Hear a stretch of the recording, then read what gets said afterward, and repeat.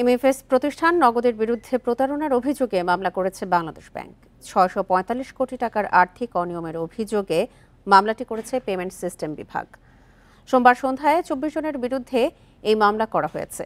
তাদের ৯ জন বাংলাদেশ ডাক বিভাগের কর্মকর্তা। অভিযুক্তদের মধ্যে রয়েছেন নগদের সাবেক ব্যবস্থাপনা পরিচালক তানভীর এ মিশুক এবং ডাক বিভাগের একজন সাবেক মহাপরিচালক। গত ৫ অগস্ট শেখ হাসিনা সরকারের পতনের পর অন্তর্বর্তী সরকার নগদে প্রশাসক নিয়োগ দেয়। অভিযোগ রয়েছে নগদের পরিচালন ব্যবস্থায় ব্যাপক অনিয়ম আছে।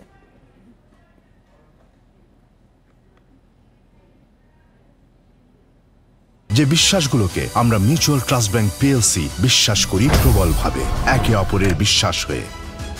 Mutual trust bank, you can bank on us.